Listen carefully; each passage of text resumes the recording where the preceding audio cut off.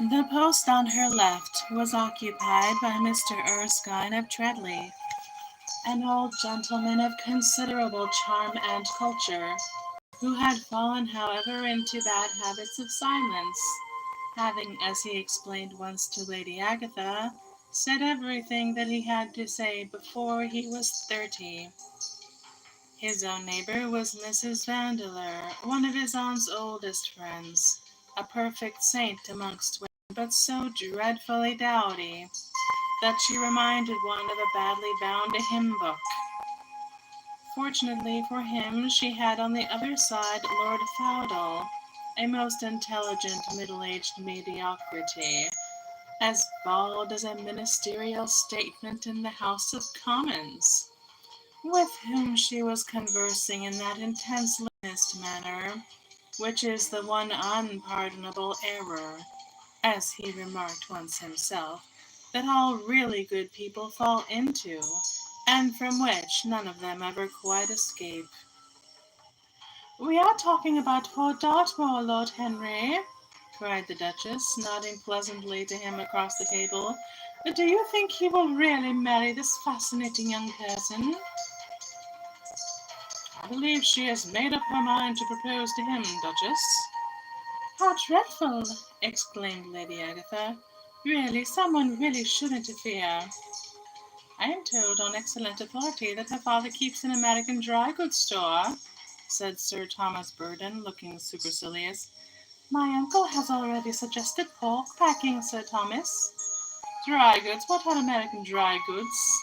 the Duchess, raising her large hands in wonder, and accentuating the verb. "American novels," answered Lord Henry, helping himself to some quail. The Duchess looked puzzled. "Don't mind him, my dear," whispered Lady Agatha. "He never means anything he says." "What America has discovered, when America was discovered," said the Radical member, and he began to give some wearisome facts. Like all people who try to exhaust a subject, he exhausted his listeners. The Duchess sighed and exercised her privilege of interruption. "I wish to goodness it had never been discovered at all," she exclaimed. "Really, our girls have no chance nowadays. It is most unfair." "Perhaps, after all, America never has been discovered," said Sir Erskine. "I myself would say that it had merely been detected." "Oh, but I have seen specimens of the inhabitants," answered the Duchess, vaguely. "I must confess that most of them are extremely pretty, and they dress well, too. They get all their dresses in Paris. I wish I could afford to do the same." "They say that when good Americans die, they go to Paris," chuckled Sir Thomas, who had a large wardrobe of humorous cast-off clothes. "Really? And where do bad Americans go when they die?" inquired the Duchess. "They go to America," murmured Lord Henry. Sir Thomas frowned. "I'm afraid that your nephew is prejudiced against that great country," he said to Lady Agatha. "I have travelled all over it in cars provided by the directors, who in such matters are extremely civil. I assure you that it is an education to visit it." "But must we really see Chicago in order to be educated?" asked Mr. Erskine plaintively. "I don't feel up to the journey." Sir Thomas waved his hand. "Mr. Erskine of Treadley has the world on his shelves. We practical men like to see things, not to read about them. The Americans are an extremely interesting people. They are extremely reasonable. I think that is their distinguishing characteristic. Yes, Mr. Erskine, an absolutely reasonable people. I assure you there is no nonsense about the Americans." "How dreadful!" cried Lord Henry. "I can stand brute force, but brute reason is quite unbearable. There is something unfair about its use. It is hitting below the intellect." "I do not understand you," said Sir Thomas, growing rather red. "I do, Lord Henry," murmured Mr. Erskine with a smile.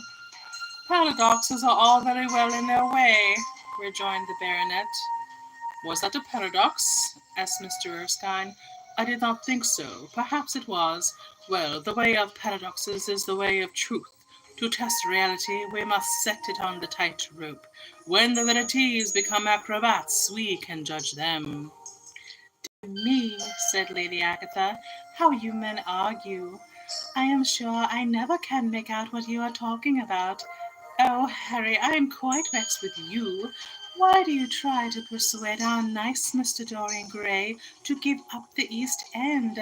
I assure you he would be quite invaluable. They would love his playing. I want him to play to me, cried Lord Henry, smiling, and he looked down the table and caught a bright answering glance. But they are so unhappy in Whitechapel, continued Lady Agatha. I can sympathize with everything except suffering, said Lord Henry, shrugging his shoulders. I cannot sympathize with that. It is too ugly, too horrible, too distressing. There is something terribly morbid in the modern sympathy with pain. One should sympathize with the color, the beauty, the joy of life. The less said about life's sores, the better. Still, the East End is a very important problem, remarked Sir Thomas, with a grave shake of the head. Quite so, answered the young lord. It is the problem of slavery, and we try to solve it by amusing the slaves. The politician looked at him keenly. What change do you propose, then? He asked. Lord Henry laughed. I don't desire to change anything in England except the weather, he answered. I am quite content with philosophic contemplation, but as the 19th century has gone bankrupt through an over-expenditure of sympathy, I would suggest that we should appeal to science and put us straight. The advantage of the emotions is they lead us astray, and the advantage of science is that it is not emotional. But we have such great responsibilities, ventured Mrs. Vandeleur timidly. Terribly grave, echoed Lady Agatha. Lord Henry looked over at Mr. Erskine. Humanity takes itself too seriously. It is the world's original sin. If the caveman had known how to laugh, history would have been different. You really are very comforting, warbled the Duchess. I have always felt rather guilty when I came to see your dear aunt, for I take no interest at all in the East End. For the future, I shall be able to look her in the face without a blush. A blush is very becoming, Duchess, remarked Lord Henry. Only when she is young, she answered. When an old woman like myself blushes, it is a very bad sign. Ah, Lord Henry, I wish you would tell me how to become young again. He thought for a moment. Can you remember any great error that you committed in your early days, Duchess? He asked, looking at her across the table. A great many, I fear, she cried. Then commit them over again, he said gravely. To get back one's youth, one has merely to repeat one's follies. A delightful theory, she exclaimed. I must put it into practice. A dangerous theory, came from Sir Thomas's tight lips. Lady Agatha shook her head, but could not help being amused. Mr. Erskine listened. Yes, he continued, that is one of the great secrets of life. Nowadays, most people die of a sort of creeping common sense, and discover when it is too late that the only things one never regrets are one's mistakes. A laugh ran round the table. He played with the idea, and grew wilful, tossed it into the air, and transformed it, let it escape and recaptured it, made it iridescent with fancy, and winged it with paradox. The praise of folly, as he went on, soared into philosophy, and philosophy herself became young, and catching the mad music of pleasure, wearing, one might fancy, her wine-stained robe and wreath of ivory, danced like a bacchante over the hills of life, and mocked the slow silliness for being sober.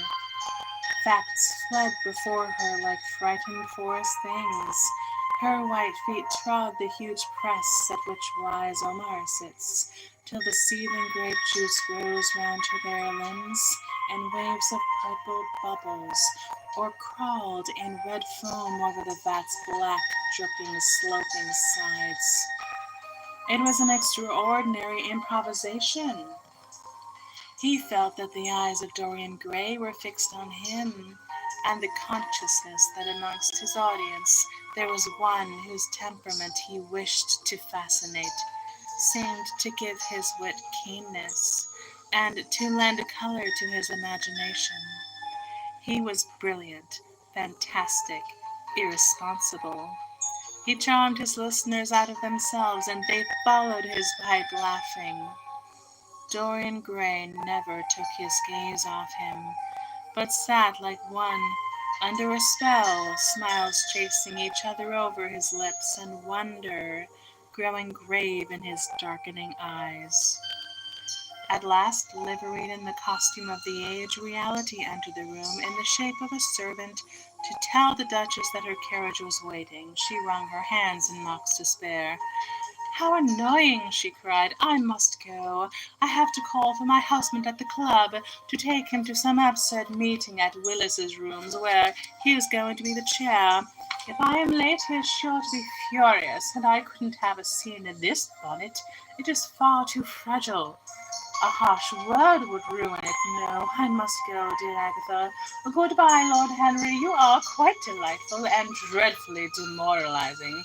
I am sure I don't know what to say about your views. You must come and dine with us some night. Tuesday? Are you disengaged Tuesday?" "For you, I would throw over anybody, Duchess," said Lord Henry, with a bow. "Ah, that is very nice, and so very wrong of you," she cried. "So mind you come." And she slipped out of the room, following Lady Agatha and the other ladies. When Lord Henry had sat down again, Mr. Erskine moved round, and taking a chair close to him, placed his hand upon his arm. "You talk books away," he said. "Why don't you write one?" "I am too fond of reading books to care to write them, Mr. Erskine. I should like to write a novel, certainly. A novel that would be as lovely as a Persian carpet and as unreal. But there is no literary public in England for anything except newspapers, primers, and encyclopedias. Of all people in the world, the English have the least sense of the beauty of literature." "I fear you are right," answered Mr. Erskine. "I myself used to have literary ambitions, but I gave them up long ago. And now, my dear young friend, if you will allow me to call you so, may I ask if you really meant all that you said to us at lunch?" "I quite forgot what I said," smiled Lord Henry. "Was it all very bad?" "Very bad indeed. In fact, I consider you extremely dangerous, and if anything happens to our good Duchess, we shall all look on you as being primarily responsible. But I should like to talk to you about life. The generation into which I was born was tedious. Some day, when you are tired of London, come down to Treadley and expound to me your philosophy of pleasure over some admirable Burgundy I am fortunate enough to possess. I shall be charmed. A visit to Treadley would be a great privilege. It has a perfect host and a perfect library." "You will complete it," answered the old gentleman with a courteous bow. "And now I must bid good-bye to your excellent aunt. I am due at the Athenaeum. It is the hour when we salute there. All of you, Mr. Erskine? 40 of us in 49 armchairs. We are practicing for an English Academy of Letters." Lord Henry laughed and rose. "I am going to the park," he cried. As he was passing out of the door, Dorian Gray touched him on the arm. "Let me come with you," he murmured. "But I thought you had promised Basil Hallward to go and see him," answered Lord Henry. "I would sooner come with you. Yes, I feel I must come with you. Do let me. And you will promise to talk to me all the time. No one talks so wonderfully as you do." "Ah, I have talked quite enough for today," said Lord Henry, smiling. "All I want is to look at life. You may come and look at it with me if you care to."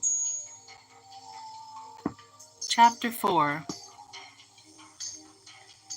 One afternoon, a month later, Dorian Gray was reclining in a luxurious armchair. in the little library of Lord Henry's house in Mayfair. It was, in its way, a very charming room, with its high-panelled wainscoting of olive-stained oak, its cream-colored frieze and ceiling of raised plasterwork, and its brick dust-felt carpet strewn with silk long-fringed Persian rugs. On a tiny satinwood table stood a statuette by Clodion, and beside it lay a copy of Les Cent Nouvelles, bound for Margaret of Valois by Clovis Eve, and powdered with the gilt daisies that Queen had selected for her device. Some large blue china jars and parrot tulips were arranged on the mantel shelf, and through the small leaded panels of the window streamed the apricot-colored light of a summer day in London. Lord Henry had not yet come in. He was always late on principle, his principle being that punctuality is the thief of time. So the lad was looking rather sulky, as with listless fingers he turned over the pages of an elaborately illustrated edition of the Manon Lescaut that he had found in one of the bookcases. The formal monotonous ticking of the Louis XIV clock annoyed him. Once or twice he thought of going away. At last he heard a step outside and the door opened. "How late you are, Harry," he murmured. "I am afraid it is not Harry, Mr. Gray," answered a shrill voice. He glanced quickly around and rose to his feet. "I beg your pardon. I thought—" "You thought it was my husband. It is only his wife. You must let me introduce myself. I know you quite well by your photographs. I think my husband has got 17 of them." "Not 17, Lady Henry." "Well, 18 then. And I saw you with him the other night at the opera." She laughed nervously as she spoke, and watched him with her vague forget-me-not eyes. She was a curious woman, whose dresses always looked as if they had been designed in a rage and put on in a tempest. She was usually in love with somebody, and as her passion was never returned, she had kept all her illusions.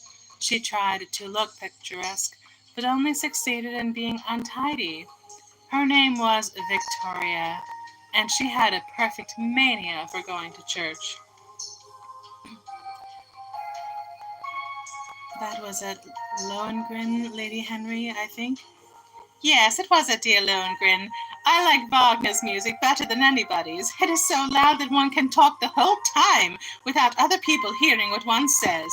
That is a great advantage. Don't you think so, Mr. Gray?" The same nervous staccato laugh broke from her thin lips, and her fingers began to play with the long tortoiseshell paper knife. Dorian smiled and shook his head. "I'm afraid I don't think so, Lady Henry. I never talk during music, at least during good music. If one hears bad music, it is one's duty to drown it in conversation." "Ah, that is one of Harry's views, isn't it, Mr. Gray? I always hear Harry's views from his friends. It is the only way I get to know of them. But you must not think I don't like good music. I adore it, but I am afraid of it. It makes me too romantic. I have simply worshipped pianists, two at a time sometimes, Harry tells me. I don't know what it is about them. Perhaps it is that they are foreigners. They all are, aren't they? Even those that are born in England become foreigners after a time, don't they? It is so clever of them, and such a compliment to art. Makes it quite cosmopolitan, doesn't it? You've never been to any of my parties, have you, Mr. Gray? You must come. I can't afford orchids, but I spare no expense in foreigners. They make one's room look so picturesque. But here's Harry. Harry, I came in to look for you, and to ask you something. I forgot what it was, and I found Mr. Gray here. We have had such a pleasant chat about music. We have quite the same ideas. No, I think our ideas are quite different, but it has been most pleasant. I am so glad I have seen him." "I am charmed, my loves, quite charmed," said Lord Henry, elevating his dark crescent-shaped eyebrows, and looking at them both with an amused smile. "So sorry I am late, Dorian. I went to look after a piece of old brocade in Wardour Street, and had to bargain for hours for it. Nowadays, people know the price of everything and the value of nothing. I'm afraid I must be going, exclaimed Lady Henry, breaking an awkward silence with her sudden silly laugh. I have promised to drive with the Duchess. Goodbye, Mr. Gray. Goodbye, Harry. You are dining out, I suppose. So am I. Perhaps I shall see you at Lady Thornbury's. I dare say, my dear, said Lord Henry, shutting the door behind her. As looking like a bird of paradise that had been out all night in the rain, she flitted out of the room, leading a faint odor of frangipani. Then lit a cigarette and flung himself down on the sofa. Never marry a woman with straw-colored hair, Dorian, he said after a few puffs. Why, Harry? Because they are so sentimental. But I like sentimental people. Never marry at all, Dorian. Men marry because they are tired. Women because they are curious. Both are disappointed. I don't think I am likely to marry Henry. I am too much in love. That is one of your aphorisms. I am putting it into practice, as I do everything that you say. Who are you in love with? Asked Lord Henry after a pause. With an actress, said Dorian Gray, blushing. Lord Henry shrugged his shoulders. That is a rather commonplace debut. You would not say if you saw her, Harry. Who is she? Her name is Sybil Vane.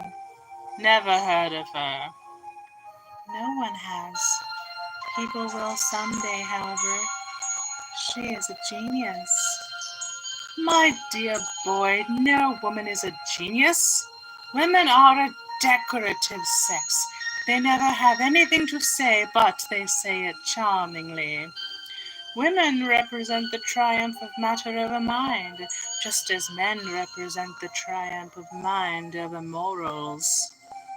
Harry, how can you? My dear Dorian, it is quite true. I am analyzing women at the present, so I ought to know. The subject is not so abstruse as I thought it was. I find that ultimately there are only two kinds of women, the plain and the colored.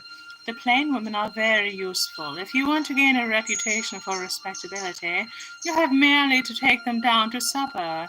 The other women are very charming. They commit one mistake, however. They paint in order to try and look young. Our grandmothers painted in order to try and talk brilliantly. Rouge and esprit used to go together. That is all over now. As long as a woman can look 10 years younger than her own daughter, she is perfectly satisfied. As for conversation, there are only 5 women in London worth talking to, and 2 of these can't be admitted into decent society. However, tell me about your genius. How long have you known her? Ah, Harry, your views terrify me. Never mind that. How long have you known her? About 3 weeks. And where did you come across her? I will tell you, Harry, but you mustn't be unsympathetic about it. After all, it never would have happened if I had not met you.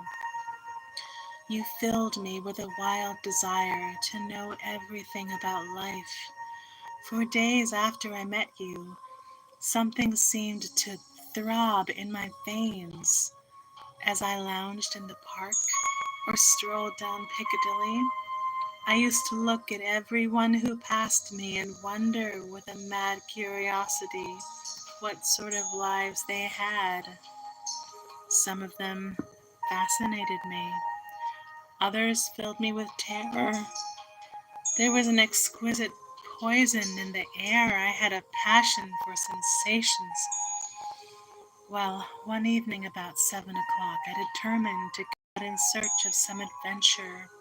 I felt that this grey, monstrous London of ours with its myriads of people, its sordid sinners, and its splendid sins, as you once phrased it, must have something in store for me. I fancied 1,000 things. The mere danger gave me a sense of delight. I remembered what you had said to me on that wonderful evening when we first dined together, about the search for beauty being the real secret of life. I don't know what I expected, but I went out and wandered eastward, soon losing my way in a labyrinth of grimy streets and black grassless squares. About 8:30, I passed by an absurd little theatre with great flaring gas jets and gaudy playbills. A hideous Jew in the most amazing waistcoat I ever beheld in my life was standing at the entrance smoking a vile cigar. He had greasy ringlets, and an enormous diamond blazed in the center of a soiled shirt. "Have a box, my lord?" he said when he saw me, and he took off his hat with an air of gorgeous servility. There was something about him, Harry, that amused him. He was such a monster. You will laugh at me, I know, but I really went in and paid a whole guinea for the stage box. To the present day, I can't make out why I did so, and yet, if I hadn't, my dear Harry, if I hadn't, I should have missed the greatest romance of my life. I see you are laughing. It is horrid of you." "I am not laughing, Dorian. At least, I am not laughing at you. But you should not say the greatest romance of your life. You should say the first romance of your life. You will always be loved, and you will always be in love with love. A grande passion is the privilege of people who have nothing to do. That is the one use of the idle classes of a country. Don't be afraid. There are exquisite things in store for you. This is merely the beginning." "Do you think my nature so shallow?"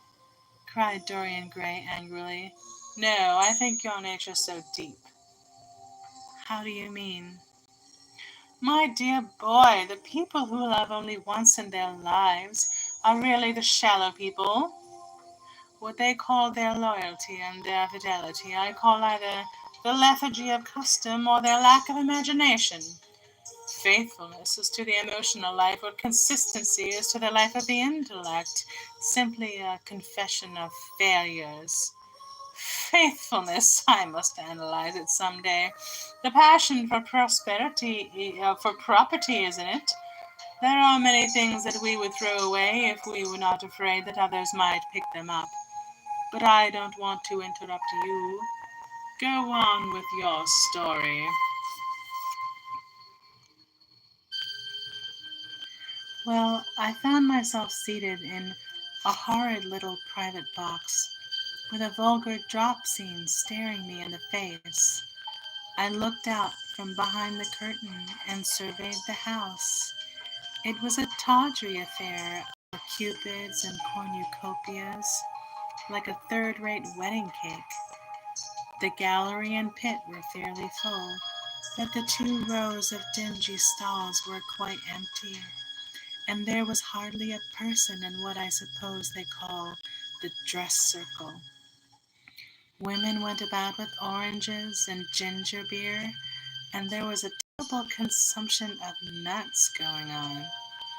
It must have been just like the palmy days of the British drama. Just like, I should fancy, and very depressing. I began to wonder what on earth I should do when I caught sight of the playbill.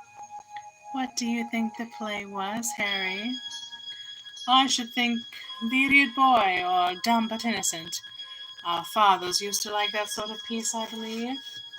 The longer I live, Dorian, the more keenly I feel that whatever was good enough for our fathers is not good enough for us. In art, as in politics, les grands-pères ont toujours tort. This play was good enough for us, Harry. It was Romeo and Juliet. I must admit that I was rather annoyed at the idea of seeing Shakespeare done in such a wretched hole of a place. Still, I felt interested in a sort of way. At any rate, I determined to wait for the first act. There was a dreadful orchestra, presided over by a young Hebrew who sat at a cracked piano that nearly drove me away. But at last the drop scene was drawn up and the play began. Romeo was a stout elderly gentleman with corked eyebrows, a husky tragedy voice, and a figure like a beer barrel. Mercutio was almost as bad. He was played by the low comedian who had introduced gags of his own and was on most friendly terms with the pit. They were both as grotesque as the scenery, and that looked as if it had come out of a country booth. But Juliet, Harry, imagine a girl hardly 17 years of age, with a little flower-like face, a small Greek head with plaited coils of dark brown hair, eyes that were violet wells of passion, lips that were like the petals of a rose. She was the loveliest thing I had ever seen in my life.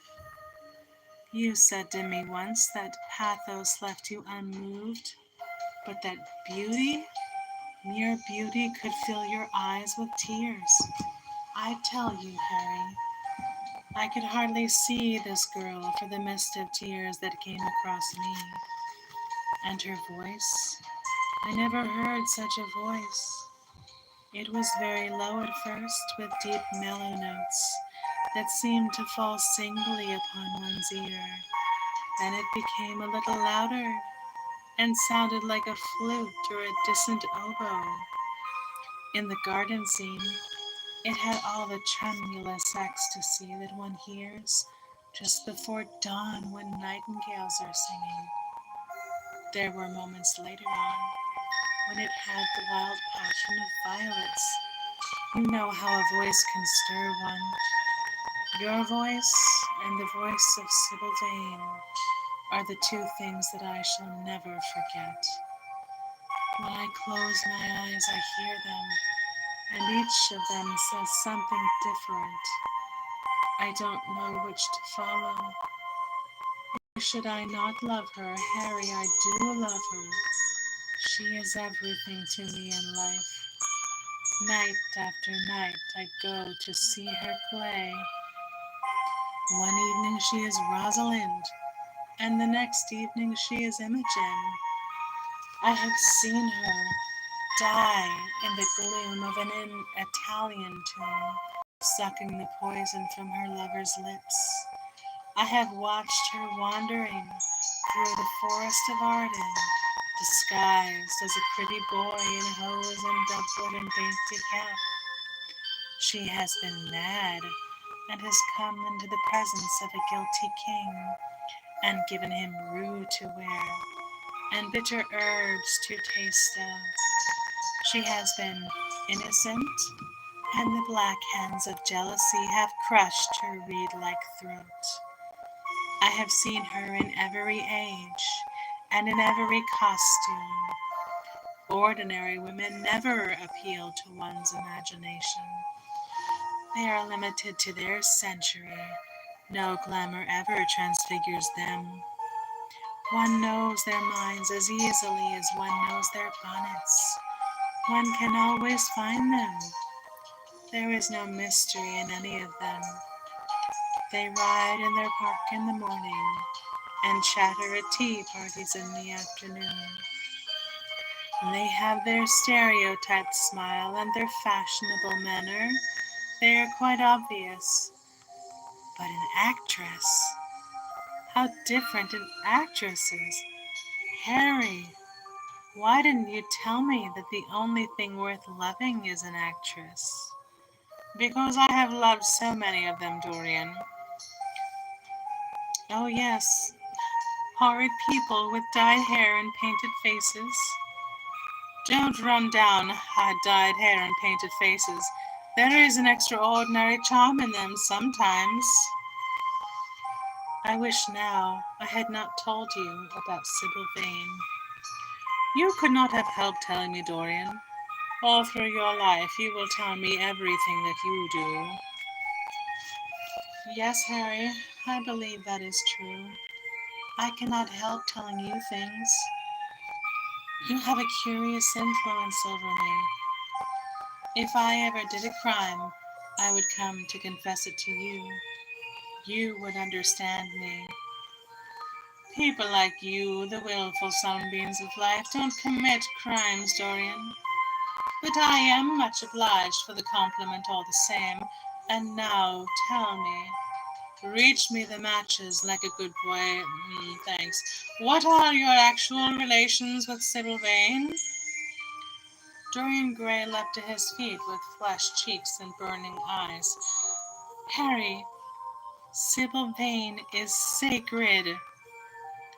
It is only the sacred things that are worth touching, Dorian, said Lord Henry with a strange touch of pathos in his voice. But why should you be annoyed? I suppose she will belong to you some day. When one is in love, one always begins by deceiving oneself, and one always ends by deceiving others. That is what the world calls a romance.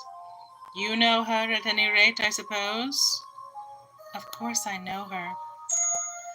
On the first night I was at the theatre, the horrid old Jew came round to the box after the performance was over and offered to take me behind the scenes and introduce me to her.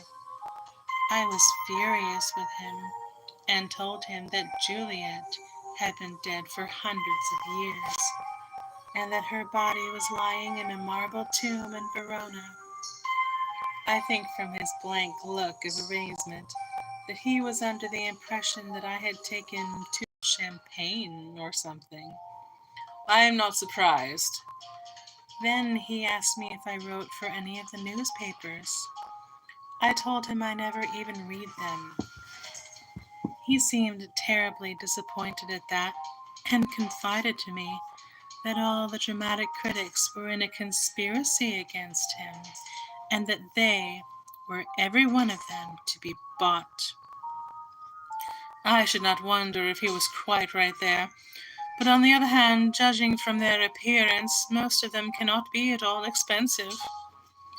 Well, he seemed to think they were beyond his means, laughed Dorian. By this time, however, the lights were being put out in the theatre, and I had to go. He wanted me to try some cigars that he had strongly recommended. I declined. The next night, of course, I arrived at the place again. When he saw me, he made a low bow and assured me that I was a munificent patron of art. He was a most offensive brute, though he had an extraordinary passion for Shakespeare. He told me once with an air of pride that his 5 bankruptcies were entirely due to the bard, as he insisted on calling him. He seemed to think it a distinction. It was a distinction, my dear Dorian, a great distinction. Most people become bankrupt through having invested too heavily in the prose of life. To have ruined oneself over poetry is an honor. But when did you first speak to Miss Sybil Vane? The third night. She had been playing Rosalind. I could not help going round. I had thrown her some flowers, and she had looked at me. At least I fancied that she had. The old Jew was persistent. He seemed determined to take me behind, so I consented. It was curious, my not wanting to know her, wasn't it? No, I don't think so. My dear Harry, why? I will tell you some other time. Now I want to know about the girl. Sybil? Oh, she was shy and so gentle. There is something of a child about her. Her eyes opened wide in exquisite wonder when I told her what I thought of her performance, and she seemed quite unconscious of her power. I think we were both rather nervous. The old Jew stood grinning at the doorway of the dusty green room, making elaborate speeches at us both, while we stood looking at each other like children. He would insist on calling me my lord, so I had to assure Sybil that I was not any of the kind. She said quite simply to me, "You look more like a prince. I must call you Prince Charming." Upon my word, Dorian, Miss Sybil knows how to pay compliments. You don't understand her, Harry. She regarded me merely as a person in a play. She knows nothing of life.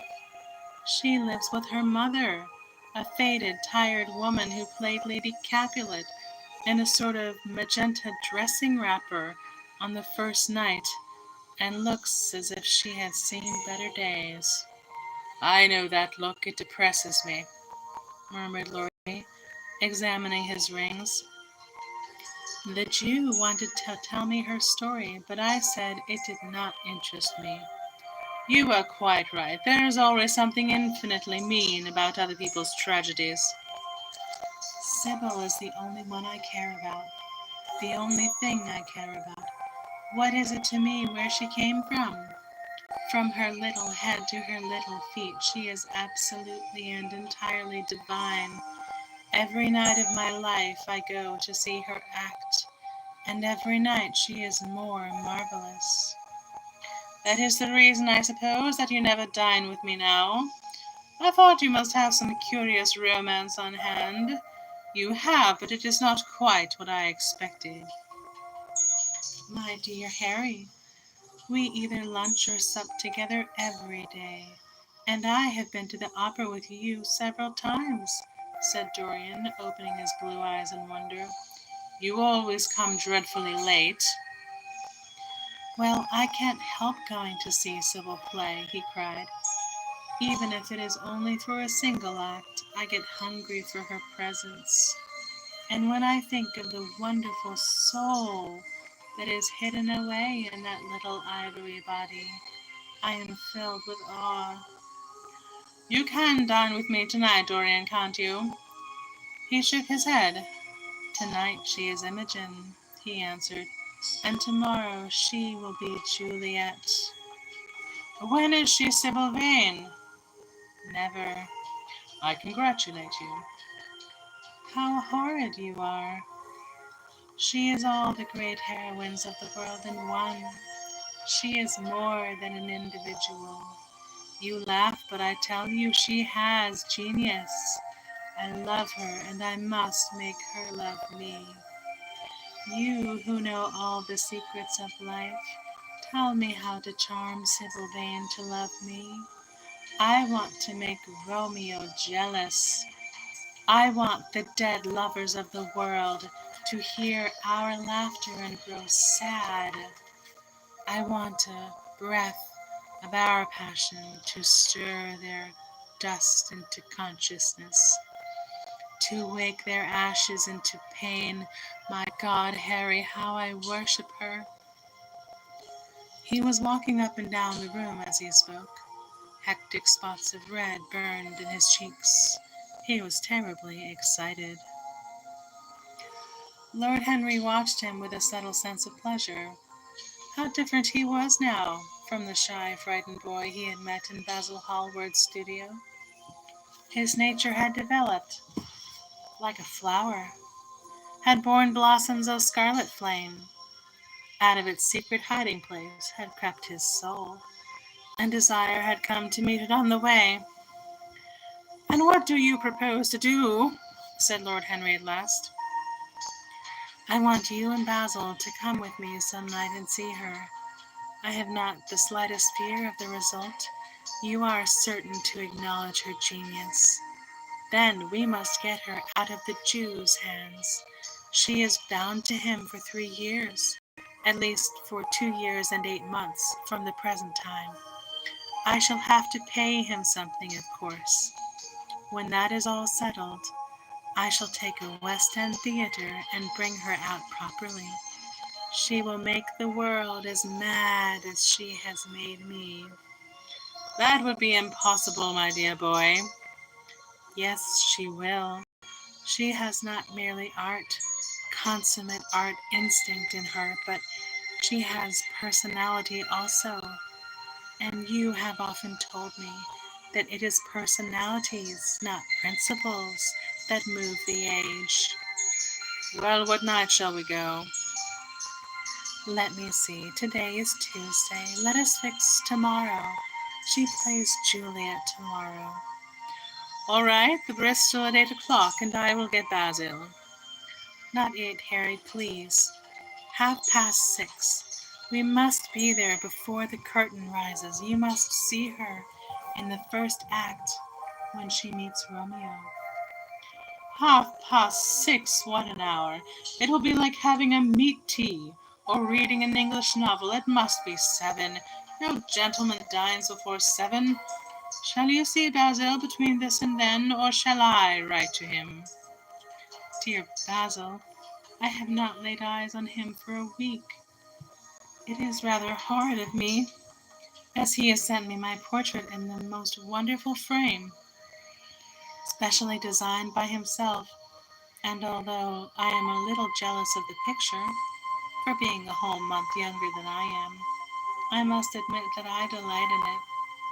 Perhaps you had better write to him. I don't want to see him alone. He says things that annoy me. He gives me good advice." Lord Henry smiled. "People are very fond of giving away what they need most themselves. It is what I call the depth of generosity." "Oh, Basil is the best of fellows, but he seems to me to be just a bit of a Philistine. Since I have known you, Harry, I have discovered that." "Basil, my dear boy, puts everything that is charming in him into his work. The consequence is that he had nothing left for life but his prejudices, his principles, and his common sense. The only artists I have ever known who are personally delightful are bad artists. Good artists exist simply in what they make, and consequently are perfectly uninteresting in what they are. A great poet, a really great poet, is the most unpoetical of all creatures. But inferior poets are absolutely fascinating. The worse their rhymes are, the more picturesque they look. The mere fact of having published a book of second-rate sonnets makes a man quite irresistible. He lives the poetry that he cannot write. The others write the poetry that they dare not realize." "I wonder, is that really so, Harry?" said Dorian Gray, putting some perfume in his handkerchief out of a large gold-topped bottle that stood on the table. "It must be if you say it. And now I am off. Imogen is waiting for me. Don't forget about tomorrow. Goodbye." As he left the room, Lord Henry's heavy eyelids drooped, and he began to think. Certainly few people had ever interested him so much as Dorian Gray, and yet the lad's mad adoration of someone else caused him not the slightest pang of annoyance or jealousy. He was pleased by it. It made him a more interesting study. He had always been enthralled by the methods of natural science, but the ordinary subject matter of that science had seemed to him trivial and of no import. And so he had begun by vivisecting himself, as he had ended by vivisecting others. Human life, that appeared to him the one thing worth investigating. Compared to it, there was nothing else of any value. It was true that as one watched life in its curious crucible of pain and pleasure, one could not wear over one's face a mask of glass, nor keep the sulphurous fumes from troubling the brain, and making the imagination turbid with monstrous fancies and misshapen dreams. There were poisons, so subtle that to know their properties one had to sicken of them. There were maladies, so strange that one had to pass through them if one sought to understand their nature, and yet what a great reward one received. How wonderful the whole world became to one! To note the curious hard logic of passion and the emotional colored life of the intellect, to observe where they meet and where they separated, and at what point they were in unison, and at what point they were a discord. There was a delight in that. What matter what the cost was? One could never pay too high a price for any sensation. He was conscious, and the thought brought a gleam of pleasure into his brown agate eyes, that it was through certain words of his, musical words said with musical utterance, that Dorian's grey soul had turned to this white girl and bowed in worship before her. To a large extent the lad was his own creation. He had made him premature. That was something. Ordinary people waited till life disclosed to them its secrets. But to the few, to the elect, the mysteries of life were revealed before the veil was drawn away. Sometimes this was the effect of art, and chiefly the art of literature, which dealt immediately with the passions and the intellect, but now and then a complex personality took the place and assumed the office of art, was indeed in its way a real work of art, life having its elaborate masterpieces, just as poetry has, or sculpture, or painting. Yes, the lad was premature. He was gathering his harvest while it was yet spring. The pulse and passion of youth were in him, but he was becoming self-conscious. It was delightful to watch him. With his beautiful face and his beautiful soul, he was a thing to wonder at. It was no matter how it all ended or was destined to end. He was like one of those gracious figures in a pageant or play, whose joys seem to be remote from one, but whose sorrows stir one's sense of beauty, and whose wounds are like real roses. Soul and body, body and soul, how mysterious they were! There was animalism in the soul, and the body had its moments of spirituality. The senses could refine and the intellect could degrade. Who could say where the fleshly impulse ceased or the physical impulse began? How shallow were the arbitrary definitions of ordinary psychologists, and yet how difficult to decide between the claims of the various schools. Was the soul a shadow seated in the house of sin, or was the body really in the soul, as Giordano Bruno thought? The separation of spirit from matter was a mystery, and the unison of spirit with matter was a mystery also. He began to wonder whether we could ever make psychology so absolute a science that each little spring of life would be revealed to us. As it was, we always misunderstood ourselves and rarely understood others. Experience was of no ethical value. It was merely the name men gave to their mistakes. Moralists had as a rule regarded it as a mode of warning, had claimed it for a certain ethical efficacy in the formation of character, had praised it as something that taught us what to follow and showed us what to avoid. But there was no motive power in experience. It was as little of an active cause as conscience itself. All that it really demonstrated was that our future would be the same as our past, and that the sin we had done once and with loathing, we would do many times and with joy. It was clear to him that the experimental method was the only method by which one could arrive at any scientific analysis of the passions. And certainly, Dorian Gray was a subject made to his hand, and seemed to promise rich and fruitful results. His sudden mad love for Sybil Vane was a psychological phenomenon of no small interest. There was no doubt that curiosity had much to do with it. curiosity and the desire for new experiences, yet it was not a simple but rather a very complex passion.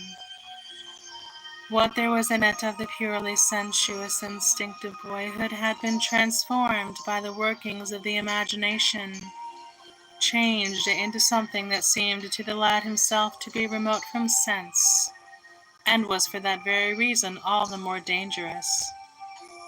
It was the passions about whose origin we deceived ourselves that tyrannized most strongly over us. Our weakest motives were those of whose nature we were conscious. It often happened that when we thought we were experimenting on others, we were really experimenting on ourselves. While Lord Henry sat dreaming on these things, a knock came to the door, and his valet entered, and reminded him that it was time to dress for dinner. He got up and looked out into the street. The sunset had smitten into scarlet gold the upper windows of the houses opposite. The panes glowed like plates of heated metal. The sky above was like a faded rose. He thought of his friend's young fiery-colored life, and wondered how it was all going to end. When he arrived home at about 12:30, he saw a telegram lying on the hall table. He opened it and found it was from Dorian Gray. It was to tell him that he was engaged to be married to Sybil Vane.